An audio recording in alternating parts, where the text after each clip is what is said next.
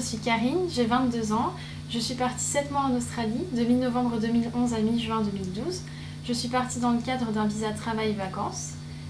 Et j'ai voyagé du coup dans la moitié du pays. J'ai fait Adélaïde, Melbourne, Sydney et Cairns, ainsi que Brisbane.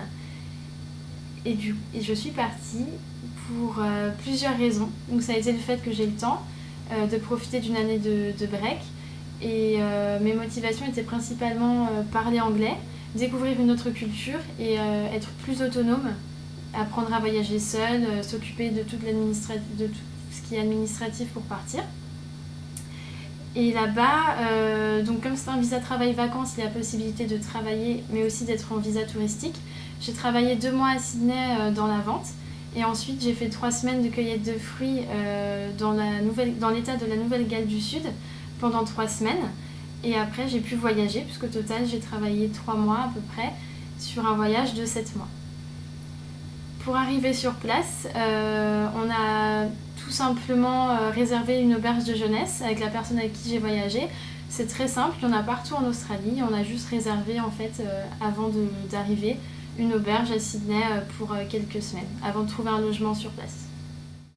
Alors, comment s'est passée ta préparation? Est-ce que tu aurais des conseils à donner pour un départ en Australie? La préparation n'a pas été trop compliquée. On a juste fait une demande de visa sur internet.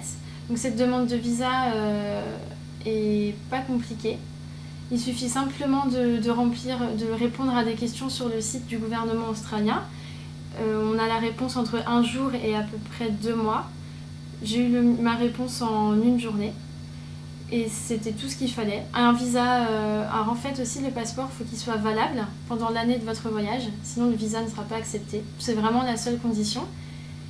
Et après pour le budget, ça a été une autre préparation.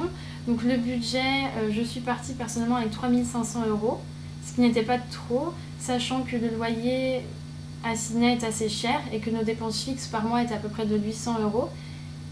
Donc c'est aussi le point très important, c'est de partir avec un budget conséquent, sachant que le gouvernement australien demande un minimum sur votre compte en banque. Et finalement, alors qu'est-ce que ce projet t'a apporté?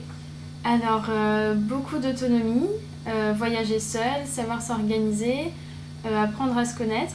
À la base, j'étais quand même partie pour m'améliorer en anglais. Et au final, c'est pas le pays que je conseillerais pour apprendre l'anglais. Il y a beaucoup de Français et beaucoup d'Européens, donc on peut pas toujours apprendre l'anglais avec quelqu'un d'anglophone. Donc ça peut être une frustration. Et sinon, c'est un très beau pays que je conseille vraiment de visiter. Et donc voilà, de nombreuses rencontres qui m'ont permis de voir d'autres horizons et beaucoup d'autonomie et de maturité après ce voyage.